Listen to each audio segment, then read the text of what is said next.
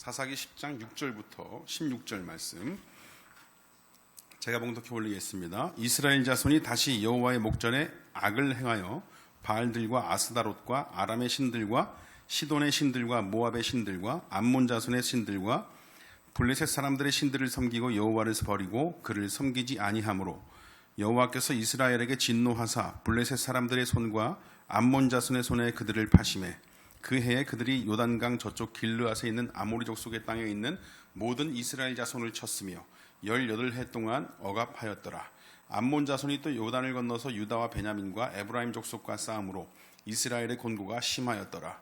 이스라엘 자손이 여호와께 부르짖어 이르되 우리가 우리 하나님을 버리고 바알들을 섬김으로 주께 범죄하였나이다 하니 여호와께서 이스라엘 자손에게 이르시되 내가 애굽 사람과 아모리 사람과 암몬 자손과 블레셋 사람에게서 너희를 구원하지 아니하였느냐.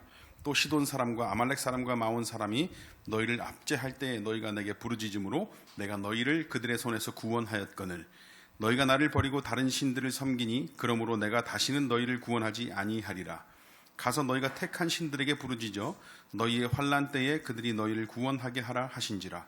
이스라엘 자손이 여호와께 여쭈되 우리가 범죄하였사오니 주께서 보시기에 좋은 대로 우리에게 행하시려니와 오직 주께 구하옵나니 오늘 우리를 건져내옵소서 하고 자기 가운데서 이방 신들을 제하여 버리고 여호와를 섬김에 여호와께서 이스라엘의 곤고로 말미암아 마음에 근심하시니라. 아멘. 어떤 책에서 사사시대를 이렇게 표현했습니다. 신앙의 이름으로 포장된 욕망의 시대. 사실은 이 말도 좀 멋진 단어로 좀 포장된 명제이지 이스라엘 백성은 신앙의 이름으로 포장한 것이 아니라 욕망을 위해 신앙을 버리기로 반복했습니다. 그렇게 살았던 사람들이 이스라엘 백성이죠. 그게 사사기의 특징입니다. 신앙의 이름으로 살긴 사는데 자신들의 욕망을 위해서 신앙을 자꾸만 버리는 겁니다. 지난 시간에 돌라 또는 야일이라는 이 사사들의 글이 짤막하게 또 이제 올려져 있었던 그 이유, 그럼에도 불구하고 사사로 기록되어졌던 이유에 대해서 이야기를 한번 나눴었는데요. 이전 사사들과는 달리 이 외부로부터 오는 고난과 핍박에 대처한다기보다 내부로부터 골마터진 신앙의 본질을 다시 다지는 그런 시기였다. 이런 말씀을 드렸었습니다. 이게 왜 중요하냐면 무언가 좀 잘못되어 가고 있을 때 그 이유를 알 수 있다는 데 있습니다. 이 본질, 기본만 잘 돼 있으면 뭔가 좀 잘못되어 가고 있으면 뭐가 잘못됐을까 고민했을 때 무엇인지 바로 알 수 있다는 거예요. 이스라엘 백성들에게 신앙의 본질, 기본이 뭘까요? 창조주 되시는 하나님의 말씀, 그분과의 언약된 백성이라는 사실을 잊지 않는 것입니다. 무언가 잘못된 걸 느꼈을 때 자신들이 서 있는 그 자리가 어디인지를 들여다봅니다. 그 가운데 하나님과의 관계가 잘 이루어져 있는가, 그걸 알 수 있어야 합니다. 교회도 그렇고 관계도 그렇고 예배도 그렇고 그런 것들이 즐겁고 기쁘려면 하나님과의 관계가 우선 좋아야 됩니다. 그냥 하나님과의 관계가 좋지 않고 하나님이 누군지도 모르는데 교회가 즐거울 수 있어요. 그건 그냥 사람들과 친교하기에 좋은 거지. 그냥 식당이나 뭐 사교화되어 있는 것이지 하나님을 알고 하나님을 예배하는 것과는 아무런 상관이 없는 겁니다. 하나님을 알아야 됩니다. 이스라엘 백성들에게 이 기본, 이 본질에 대한 정비를 위해서 다지고 만져진 기간이 지난주에 얘기했던 돌라와 야일의 시대였다. 이들에 대한 기록이 미미하다고 해서 덜 중요한 게 아닙니다. 왜냐하면 내부를 다졌기 때문에. 이들의 등장으로 이 이스라엘은 아비멜렉 이후에 다시 한번 말씀과 신앙의 기본을 다지는 기간으로 각각 23년, 22년을 보냈습니다. 45년이죠, 45년. 이후 이스라엘이 다시 하나님께 악을 행했을 때 하나님께서는 블레셋과 암몬을 들어서 그들을 억압하셨습니다. 그렇게 18년이라는 시간 동안 억압을 당하고 나서 그들이 10절에 가서 이런 고백을 해요. 10절 다 같이 한번 읽어보실게요. 10절입니다. 다 같이 시작.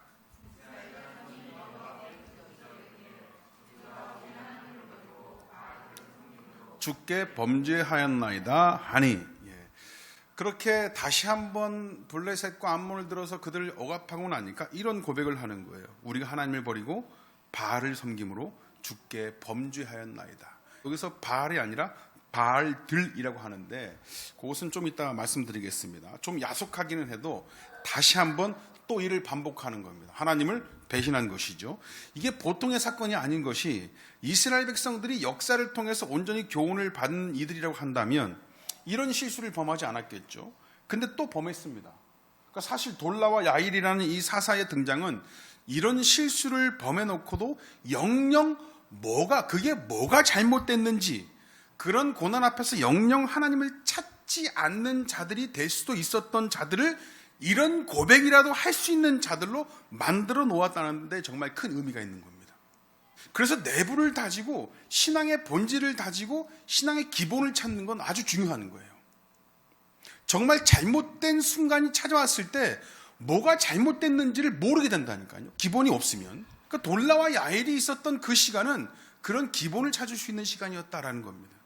그러고 보면 하나님의 백성이 하나님을 찾는 게 아주 당연하지만 이 당연한 일조차도 못하는 하나님의 백성이 될까 싶어서 하나님께서는 아비멜렉의 뒤를 이어서 돌라 같은 그런 사사를 세우신 겁니다. 이런 정비를 시키신 하나님, 그분의 마음을 아는 자들이었다고 한다면 아예 암몬과 블레셋을 통해서 억압을 받지 않아도 되겠지만 결국 그들은 하나님을 배신하는 실수를 범합니다. 그나마 돌라와 야일을 통해서 자신들이 찾아야 하는 분이 누구인지에 대한 그런 기억은 있어서 다소 늦은 감이 있어도 하나님을 찾고 부르짖을 수 있었던 것이다라는 겁니다. 이 두 사사를 통한 기간이 없었다면 하나님을 찾는 것조차 잃어버린 백성이 될 뻔했다라는 사실이죠. 그러고 보면 지금은 이전의 이스라엘의 상황과 조금 다릅니다. 적어도 영영 하나님을 잊어버리고 기억치 못할 백성이 될 뻔한 자들이 고난 중에라도 하나님을 찾았으니까 얼마나 다행입니까? 그런데 고난과 상처에만 집중하지 않고 그것을 내어 맡길 수 있는 분이 바로 하나님이시다. 그런 분이 계시다라는 그 사실, 그걸 기억하는 것. 그러고 보면 이것도 엄청난 은혜라는 사실 여러분 기억해야 됩니다. 고난과 상처가 있었을 때 하나님의 이름을 기억하지 못해서 누가 이걸 고치시고 누가 회복시키시는가 이 사실을 영영 까먹을 뻔했거든요. 이스라엘 백성들은.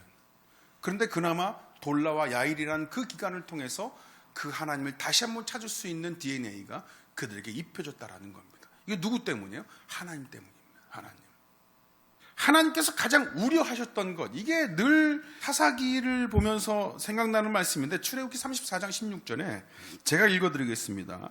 또 내가 그들의 딸들을 내 아들들의 아내로 삼음으로 그들의 딸들이 그들의 신들을 음란하게 섬기며 내 아들에게 그들의 신들을 음란하게 섬기게 할까 함이니라. 이게 가장 우려스러웠었어요.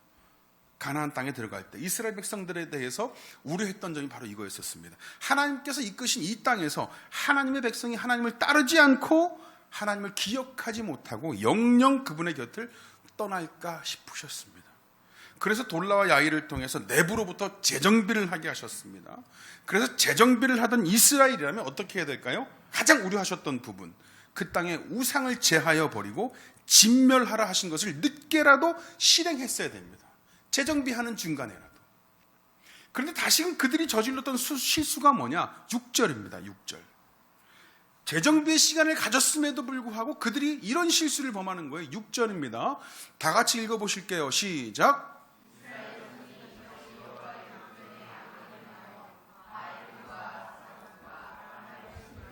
시돈의 신들과 모압의 신들과 암몬 자손의 신들과 블레셋 사람들의 신들을 섬기고 여호와를 걸고 아니함으로 다른 신들을 섬겼습니다. 다른 신들을. 하나님께서 가장 우려하셨던 부분이었잖아요. 이게 재정비의 시간을 줬음에도 불구하고 결국 그 기간에라도 우상을 제하여 버리지 않으니까 다시 이런 실수를 범하는 거예요. 다른 신들을 섬겼습니다. 그냥 신이 아니라 이런저런 가나안의 온갖 잡신을 짬뽕으로 다 섬겨버립니다. 입맛에 맞아 자신들이 섬기고 싶은 신을 그냥 골라 섬겼다는 얘기입니다. 이 정도가 되면 하나님을 잊어버렸다거나 무시했다거나 이걸 뛰어넘어가지고 하나님을 이런 잡신들 중 하나로밖에 여기지 않는 단계로까지 간 거예요. 그런 잡신들 중에 하나인 거예요. 하나님은 이 신 섬겼다, 이 신 섬겼다가 이런 정도면은 요 정도 분야면 하나님께서 해주실 수 있겠네. 하나님 섬겼다가 이런 부분들은 바알을 쫓았다가 이렇게 잡신 섬기듯 하나님을 섬기는 겁니다. 바알과 아스다롯은 늘 함께 등장하는 남신과 여신입니다. 풍요를 허락해 주는 신이죠. 가나안 땅에 들어가서 이제 진짜 땅을 경작하고 살다 보니까 그동안 땅이 없었어요. 늘 유리하며 살았었으니까 그 땅에 처음 들어가서 자신들의 땅이 생겼습니다. 경작을 합니다. 근데 그 땅에서부터 오래전부터 이 땅을 풍요롭게 하는 신은 바알이다, 아스다롯이다. 이런 데에서 맛이 가다 보니까 하나님을 섬기지 않고 거기서 경작을 해서 100배 열매를 맺고 이러다 보면 그걸 가지고 바알한테 영광을 올려드립니다. 바알한테 가서 예배를 드리고 바알을 섬기는 거예요. 특히 아스다롯을 위해서는 그 제사에 음란한 행위가 동반되어야 됐어요. 그리고 여기서 등장하는 아람의 신, 시돈의 신, 모압의 신, 암몬 자손과 블레셋 사람들의 신들을 섬긴다라고 했는데 아까 제가 말씀드리지 않았습니까? 바알들을 섬김으로라고 얘기했습니다. 바알들. 그러니까 가나안 땅에서 자신들에게 축복을 주고 풍요를 허락해 주는 신들은 바로 이런 신들이다라고 섬기고 있다라는 뜻입니다. 이게 다 구바벨로니아로부터 명예와 쾌락 이런 것들을 추구하는 인간 왕을 신격화하고 만들어져서 파생되어져 나온 신입니다. 다 거기서 거기에요. 어느 것 하나 인간 탐욕으로 바탕된 명예와 성공과 권력과 쾌락을 추구하지 않는 신이 없었습니다. 다른 거 다 한데도 음란한 행위로 쾌락을 누리면서 신이 주는 위로의 축복이다 여기는 거예요. 이스라엘이 이런 신들을 섬기고 있습니다. 지금 하나님이 이끄신 그 땅에서 이스라엘 백성들 또한 이런 행위에 동참하면서 하나님을 어떤 식으로 인식했겠어요, 여러분? 다 그러지지 않겠습니까? 인간에게 가장 약한 부분이 뭐예요? 당장에 뭐가 해결되는 겁니다. 당장에 뭐가 해결되는 거. 음란한 행위가 주는 위로가 사람을 그렇게 망가뜨리는 거죠. 잘 먹고 잘 누리고 싶은데, 성공하고 싶은데, 그래서 신이라고 하는 자들을 찾아가 성전 창기들과 음란한 행위로 육체적인 쾌락을 누립니다. 애초에 가지고 갔던 기도 제목과 목적은 고사하고 육체적인 쾌락으로라도 위로해 주니까 당장에 그것 때문에 모든 것들이 다 해소되고 기분이 좋아져요. 점점점 그런 기쁨에 중독이 되어갑니다. 종교 중독이 되어가는 거예요. 종교 중독. 당장에 뭔가 느껴지는 게 있으니까, 쾌락이 느껴지니까 당장에. 그러니까 사람 마음에 당장에 뭐가 이렇게 해소가 되고 해결되는 것에 대한 갈급함이 늘 있어요. 자녀 교육에서도 그렇잖아요. 자녀 교육에서도. 우리 아이들에 대한 문제를 두고 기도를 합니다. 비전도 있고 꿈도 있고. 그렇죠? 이게 보통 제가 예전에도 말씀드린 것 같은데 이 좋은 교사가 되기는 쉬워도 좋은 부모 되기는 힘들다고. 자녀들을 볼 때는 이게 당장에 이것들 뭐 바로잡지 못하고 당장에 때려 죽이지 않으면 뭐 잘못될까 싶어가지고 애들을 막 강력하게 당장에 뭘 이렇게 해버리거든요. 근데 교회 애들 보면 참아줍니다. 교회 애들은 우리 목사님 막 최고야. 잘 참아주고 얘기 잘 들어준다. 잘 들어주긴 속에서 뒤집어지는데 참아주는 거죠. 우리 애들은 당장에 그렇게 하지 않으면 5살, 6살 때 어린이집에서 뭐 훔쳐갖고 오면 도둑놈 될까 싶어가지고 경찰서 가자고 막 차에서 운전하다 말고 내려가지고 그럼 애들 잘못했다고 막 빌고 막 이러거든요. 당장에 뭘 하는 거. 사람 마음에 그렇게 해서 해소가 되고 그렇게 해서 만져지는 거. 그런 욕구와 욕심들이 있습니다. 우리 안에. 지금도 마찬가지. 지금 진정 하나님이 누구신지 알지를 못하니까 사사시대 이방신들 앞에서 음란한 행위는 없어졌어도 그냥 찾아와서 소리쳐 찬양하고 기도하고 눈물 한 소금 빼면 다 위로받은 것 같은 시원함을 느낍니다. 찬양 콘서트 가서 그냥 노래 부르고 소리 지르면 다 해소가 되는 것 같은 느낌이 들어요. 헌금이라도 많이 드리면 좀 답답하고 어렵고 죄책감 가지고 있던 것이 어느 정도 씻어지는 듯한 느낌도 듭니다. 하나님을 이방신들 섬기듯 섬기고 있다고요. 이런 말씀 드리면 우리 교회는 그런 분들 안 계시는데요 할 수 있죠. 우리 교회는 그런 분들 안 계십니다. 너무 감사하죠. 그러니까 이런 사실들을 알고 계시고 무엇이 진짜 하나님을 바로 섬기는 것인지 알고 있어야 실수를 범하지 않을 수 있습니다.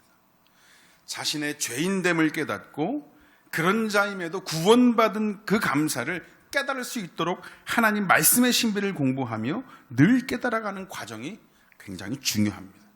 이런 처절한 어떤 과정과 관계없이 어떤 특별한 경험과 체험과 해소로 점철된 종교 중독이라고 한다는 것은 고치기 너무 힘듭니다. 그렇게 되면 하나님 말씀도 필요 없어요. 불편하거든요. 그런 불편하게 하는 사람 교회 관계를 멀리하게 되는 경우도 있습니다. 그런데 이게 좀 애석한 게 역사 가운데 이스라엘이 경험했음에도 불구하고 반복해서 하나님을 잘못 이해하고 마음대로 이해한단 말이죠. 이런 온갖 잡신들을 섬겨왔으면 수백 년 동안.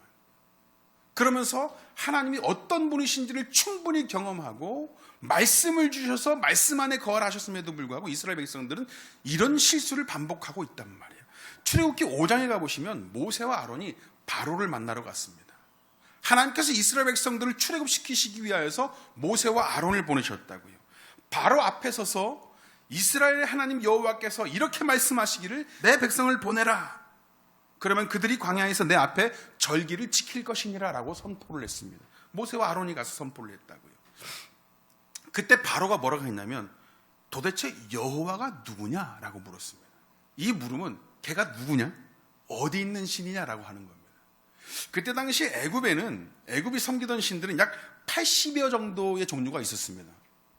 그 단계도 있었어. 약간 하급신, 중급신, 고급신 이런 신들의 단계가 한 80단계가 있었습니다. 그중 어떤 신이냐 이런 물음이에요. 지금 애굽 이 바로가 하는 말은 그 수많은 신들 중에 여호와 하나님이라는 신은 도대체 어디쯤 끼어있는 신이더냐라고 하는 겁니다. 이런 사고방식, 이런 신앙 방식의 세계에서 400년 동안 이스라엘 백성들이 살고 있었다고요. 나는 그런 신 이름 들어본 적이 없다. 몇 등급 신이냐 하는 것이죠. 그런 곳에서 떼어내셔서 하나님께서 이스라엘 백성들을 이끌어 오셨어요. 이 세상의 유일한 신은 나 하나다. 내가 너희를 이끌고 내가 너희를 인도한다. 하나님이 누구냐라고 하는 것이죠.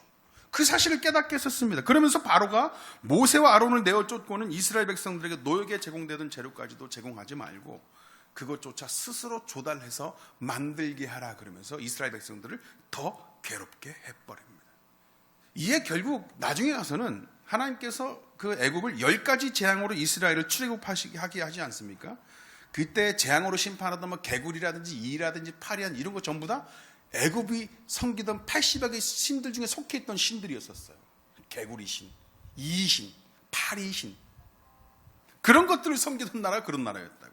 전부 다 피조물이고 하나님의 말씀대로 다스려진다는 사실을 알게 하시는 겁니다. 10가지 재앙이.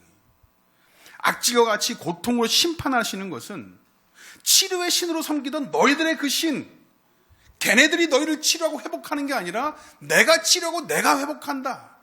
그런 사실을 보여주기 위한 재앙이었었어요. 과연 누가 치료하고 누가 회복시키시느냐, 누가 생사화복을 다스리느냐 하는 것을 보이신 내용이었었죠. 온갖 잡신을 섬기던 자들에게 하나님이란 그 어디쯤 있는 신들 중 하나가 되어버립니다. 하나님을 잘못 알고 있으면 다른 우상을 섬기는 방식과 같이 섬기는 거예요. 하나님을 잘못 알고 있으면 이름은 하나님이라고 부르고 있는데 바알을 섬기던 것과 똑같이 섬기게 되는 겁니다. 아스다롯을 섬기는 것과 똑같이 섬기게 되는 거예요. 하나님을 잘못 알고 있으면 그래요.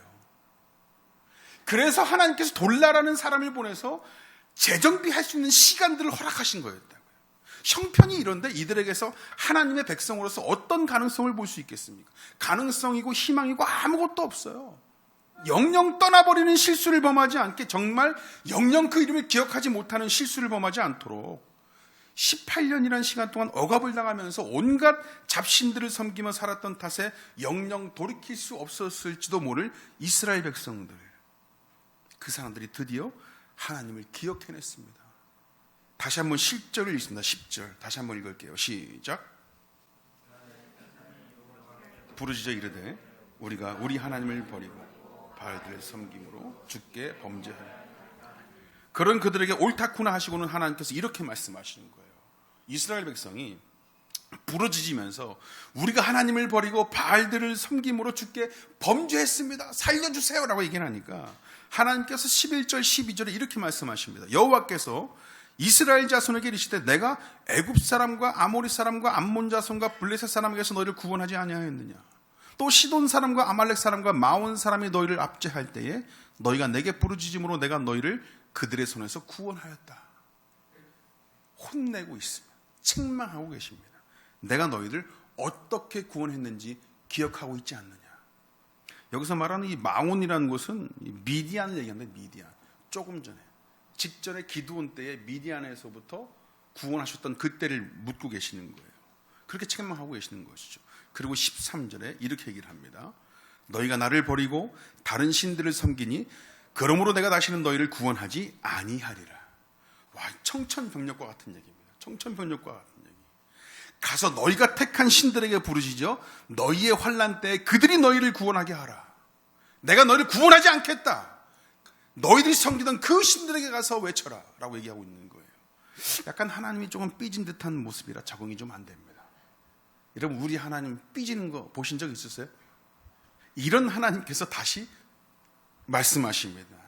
그리고 15절에 이스라엘이 이렇게 다시 한번 부르짖는 것이죠. 15절 다시 한번 읽겠습니다. 우리 다 같이 시작.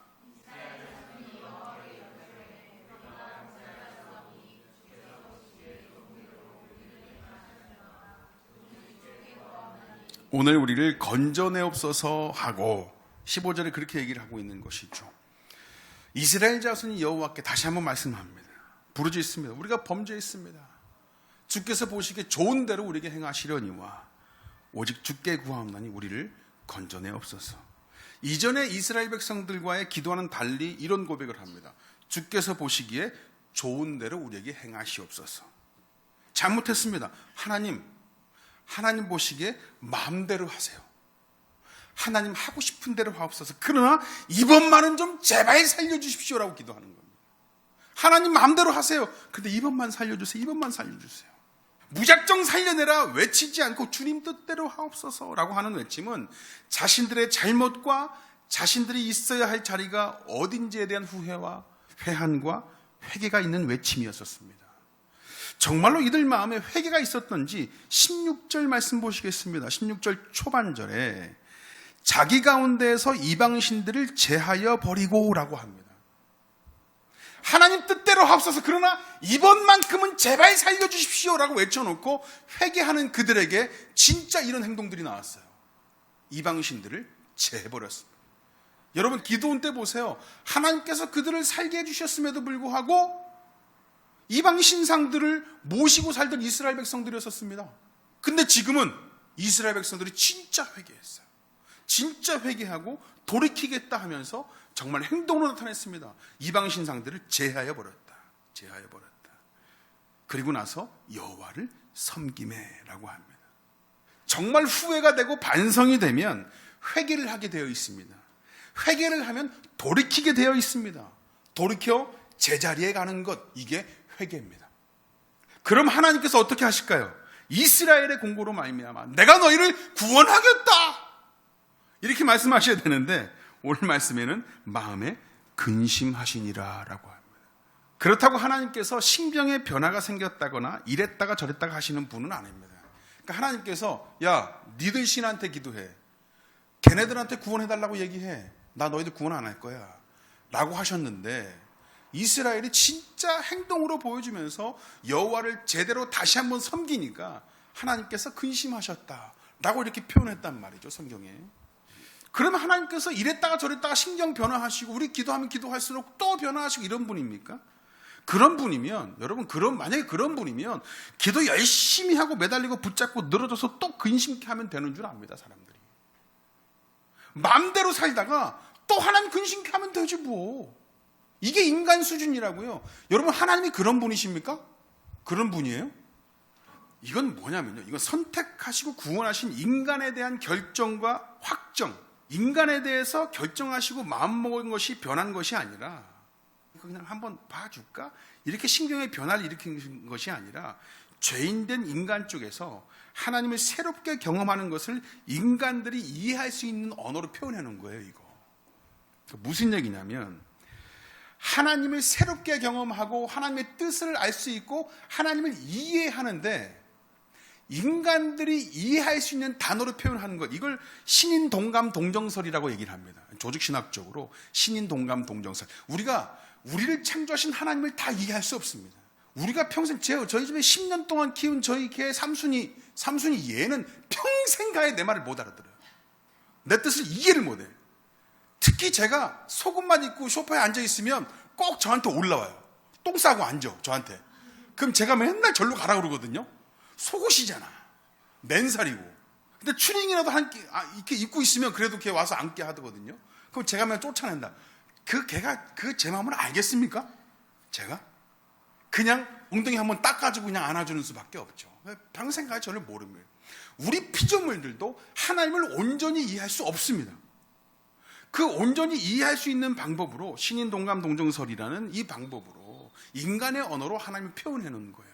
하나님께서 근심하셨다는 것은 그 마음을 변케 해서 인간의 기도나 인간이 불쌍해서 그 마음이 그만 변화가 일어났고 하나님께서 점점 어떻게 좀 달라지셨다 이런 걸 표현한 것이 아니라 인간에 대한 계획을 실현시키는 단계의 어떤 단계의 하나님을 우리가 이해할 수 있도록 표현해놨다는 것이죠. 하나님은 진정 인간들이 이해하는 범주 안에서 후회나 근심이나 돌이킴 같은 것이 있는 분이 아닙니다, 여러분. 우리를 계획하셔서 이끄시고 우리를 영원토록 이끄시는 분인데 그 영혼의 계획 안에 인간을 이끄시면서 순간순간 후회하시고 근심하실 분이라면 우리 인간과 다를 게 뭐가 있어요? 하나님은 그런 분 아닙니다. 여러분 한국침례신학대학교 조동선 교수라는 이 조직신학 교수가 있는데요.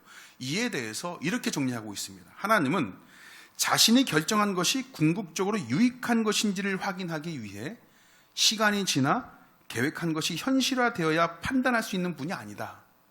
이렇게 얘기를 했습니다. 자신이 결정한 것이 정말 유익한 건지 시간이 지나서야 판단할 수 있는 그런 분이 아니란 얘기예요. 우리가 하나님을 이해하는데 이런 방법으로 표현하지 않고서는 도저히 방법이 없으니까 죄인된 인간이 하나님을 완전히 이해할 수 없으니까 이렇게 표현한 겁니다. 그러니까 우리의 기도나 회개나 하나님을 움직이거나 감동시키거나 그 보좌를 움직여서 다시금 살려주시는 게 아니라 그것조차도 하나님의 영원한 계획 안에 포함되어져 있다라는 거예요.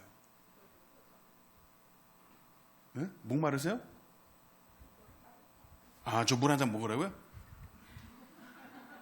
걱정돼. 오늘 제가 좀 이렇게 열과 성을 좀 내고 좀 어려운 말들을 하니까 제 목이 걱정되시네요. 설교하는 중에 물 한 잔 드시고 하시라고 처음 들어봤네요. 어머니 감사합니다. 여러분 우리의 기도 또는 회개 그러고 나서 다시 한번 하나님께서 우리의 죄를 씻어주시고 용서하시고 하나님 이스라엘 백성들이 다시 한번 제자리로 돌아오게 하는 것 심판치 않게 했다 심판하겠다 너희를 구원하지 않겠다 하셨지만 다시금 기도해서 돌이켜서 하나님을 온전히 섬기고 제자리에 돌아가는 것 이건 전부 다 하나님의 영원한 계획 안에 포함되어져 있다라는 겁니다. 하나님이 변하는 게 아니라 그것조차도 영원한 계획 안에 포함되어져 있다. 이스라엘 백성들의 후회와 반성과 회개를 통한 돌이킴 또는 돌라와 야일이라는 사사를 통해서 뒤늦게 행할 수 있도록 하신 하나님의 영원한 계획이라는 것이죠. 그러니까 여기서 하나님의 근심이라고 한다는 것은 영원한 계획 안에 포함된 이스라엘 백성들을 향한 애틋한 마음을 표현한 겁니다. 내가 선택한 내 백성에 대한 하나님의 아픈 마음을 인간의 언어로 표현한 겁니다. 결국 하나님께서는 이스라엘 백성들을 구원해내실 테고 이끄실 겁니다. 우리를 향한 하나님의 계획 또한 그렇습니다. 그렇게 영원한 계획 속에 우리의 구원을 위해 일하시는 분이 하나님이신데 이스라엘 백성들과 우리는 또 후회와 반성과 회개할 일을 저지르면서 살아갈 겁니다. 그렇게 하나님을 또 근심케 하는 것이죠. 성경에서 하나님을 온전히 찾고 부르짖었던 이들을 한번 보십시오. 아브라함이, 야곱이, 이삭이, 요셉과 모세, 수많은 선지자들과 가깝게는 사도 바울까지 그들이 살던 시대 성도들은 모두가 완벽해서 잘 살고 있었습니까? 지금 우리가 살고 있는 시대 성도들은 완벽해서 세상을 잘 살고 있어요? 기도 열심히 해서 하나님 마음에 흡족해서 우리가 하나님 마음을 그 보좌를 움직여서 원래 심판하시겠다 했는데 우리가 완벽해서 그 마음이 돌이켜져서 우리가 잘 살고 있는 겁니까? 아니요. 그분께서 구원하시겠다 선택하시고 언약하시고 예수 그리스도를 보내셔서 창립하신 교회에 대한 영원하신 계획 때문에 그 안에서 우리가 그분의 신실하심을 통해 기도할 수 있고 예배 드릴 수 있고 그 자유를 누릴 수 있고 그럼에도 그 언약의 신실하심을 지키며 일하시는 하나님을 찬양할 수 있는 겁니다.